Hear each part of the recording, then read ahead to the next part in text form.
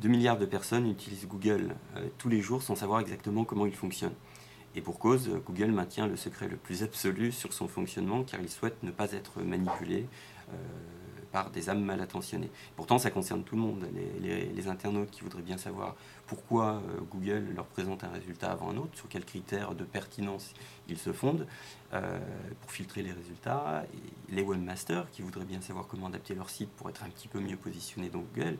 Et puis les entreprises, évidemment, qui souhaitent arriver en tête de résultat lorsque un internaute cherche les produits qu'elles vendent. Et pourtant, personne ne sait exactement comment ils fonctionnent.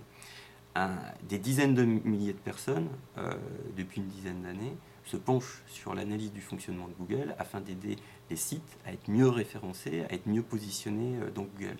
Donc ces personnes s'appellent des référenceurs. Moi, j'ai fait partie des pionniers du référencement il y a une quinzaine d'années dans le domaine du référencement en France. À l'époque, Google n'existait pas. Et j'ai commencé en fait à aider nos entreprises à mieux positionner leur site. Et j'ai analysé le fonctionnement des moteurs de recherche de l'époque. Ceci étant, force est de constater en fait que les référenceurs, même les plus compétents, ont du mal à faire le tour du fonctionnement de Google. En gros, les référenceurs qui sont bons connaissent plus ou moins 30 ou 40 critères de classement de Google. Les référenceurs qui sont excellents en ont identifié 50 ou 60, ce qui est déjà beaucoup, vous vous imaginez. Et le problème, c'est que Google, à travers un de ses représentants officiels qui est Matt Cutts, a indiqué il y a 2 ans, en 2009, qu'il s'appuyait sur 200 signaux, 200 critères de classement. Donc entre les 30 que connaissent les bons référenceurs et même les 50 que connaissent les excellents référenceurs, il y a une marge en fait relativement importante. Ça, c'est quelque chose que l'on sentait au sein de l'agence que j'ai créée qui est spécialisée dans le référencement. On avait identifié, on pensait qu'il y avait entre 200 et 250 critères de classement et que chaque année, il en apparaissait entre 20 et 30. Donc en 2007, j'ai décidé d'établir une première liste de critères de classement. Je suis arrivé en donnant le mieux de ce que je savais à l'époque à 70 critères de classement. Et je me suis dit qu'il fallait absolument que j'identifie les autres. Et puis il y a 2 ans, quand Google a indiqué le chiffre officiel de 200 critères de classement, j'ai décidé de recommencer mes travaux de recherche et développement et d'aller jusqu'au bout cette fois-ci. Donc en tout, il m'a fallu 4 ans. J'ai pris beaucoup de retard. Normalement, l'étude aurait dû être terminée en septembre 2010, mais malheureusement, quand on fait de la recherche et développement, on ne maîtrise pas tout. Et il y avait un certain nombre de critères, notamment ceux liés à la confiance que Google accorde au site, qui m'échappaient. Donc ça m'a pris 9 mois supplémentaires.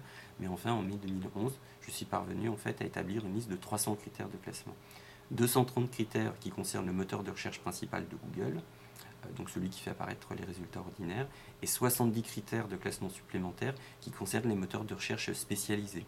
Google Images, Google Vidéo, Google News, Google Shopping maintenant, qui fonctionnent, eux, avec des bases de données différentes, des logiciels de classement de résultats, des scripts de classement, des algorithmes de classement de résultats différents, et qui obéissent à leurs propres règles, différentes de celles du Google, on va dire, traditionnel, ordinaire.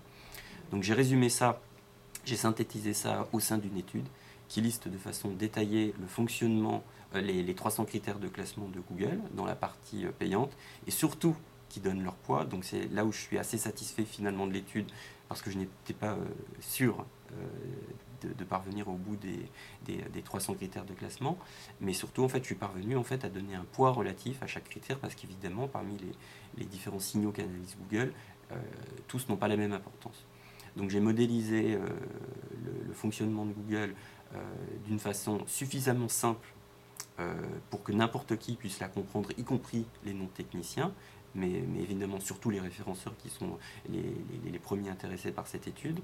Et du coup, cette étude, c'est à la fois un outil pour les référenceurs pour passer de leur liste de 30, 40, 50 critères de classement à l'intégralité des critères de classement de Google, ou presque. Probablement qu'il m'en manque une dizaine ou une quinzaine, mais en revanche, ça permet de comprendre de façon très large le fonctionnement et très exhaustive le fonctionnement de Google. En plus, le modèle que j'ai développé résiste aux différentes mises à jour de Google. Donc, pour ceux qui connaissent, Google en fait a fait une grosse mise à jour de son logiciel qui s'appelle Google Panda au début de l'année 2011. Le modèle résiste très très bien à cette évolution de Google, puisqu'en fait, que met en évidence l'étude, c'est que chaque grosse prétendue évolution de Google en fait modifie à la marge l'ensemble du fonctionnement. D'ailleurs, si vous regardez le trafic qui arrive sur votre site et les positions que vous avez sur votre site, si vous avez un site normal, vous ne vous apercevez pas du tout en fait, de ces mises à jour. Ce qui traduit que sur l'essentiel, Google Panda, la dernière mise à jour de Google, n'a pas modifié la donne. Évidemment, cette étude, c'est un outil d'abord pour les référenceurs et pour les jeunes référenceurs qui débutent, mais aussi pour les plus vieux, qui ont leur liste de critères de classement, mais qui ont encore énormément d'interrogations. Si vous êtes référenceur de la première heure comme moi, vous vous posez en permanence des questions. Bah là, l'étude, c'est l'occasion de confronter vos convictions et de répondre à une grosse partie des interrogations que vous avez sur le fonctionnement de Google. Et surtout, du coup, au final, en réalité, l'étude, c'est un moyen de savoir pourquoi votre site est mieux ou moins bien positionné en fait que les sites des concurrents. Et pour cela, en fait, il suffit de comparer le score que vous avez sur les 300 critères de classement avec le score qu'obtiennent vos concurrents sur les 300 mêmes critères de classement. Et vous voyez tout de suite, en fait, qui obtient le score le plus important. Et du coup, vous en déduisez des marges de progression pour votre propre site. Donc maintenant, c'est un petit peu à vous de savoir ce que vous voulez faire. En référencement, vous savez que celui qui est le mieux positionné, c'est celui qui est le plus en avance, celui qui connaît le mieux le fonctionnement de Google et qui trouve des astuces pour augmenter son score de pertinence en fait, sur les différents critères. Là, vous avez la chance, sinon unique, au moins inédite, puisque c'est la première fois au monde, à ma connaissance, qu'il y a quelqu'un qui rend public la liste de tous les critères de classement. Vous avez la possibilité de progresser extrêmement rapidement et de prendre de l'avance par rapport à vos concurrents. Donc maintenant, la balle est dans votre camp. Il y a une partie de l'étude qui est en téléchargement gratuite, entre guillemets, pour vous rassurer sur le sérieux de l'étude. Faites des recherches sur mon nom, Raphaël Richard, afin de savoir si effectivement j'ai l'expérience en fait, que je prétends avoir. Passez-moi un coup de téléphone 06 62 55 0010 si jamais vous voulez discuter en direct avec l'auteur et discuter de la méthode de travail qu'il a utilisée.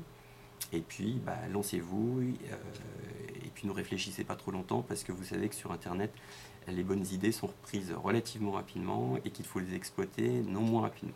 Voilà, je vous remercie et je vous souhaite plein de succès dans vos opérations de référencement.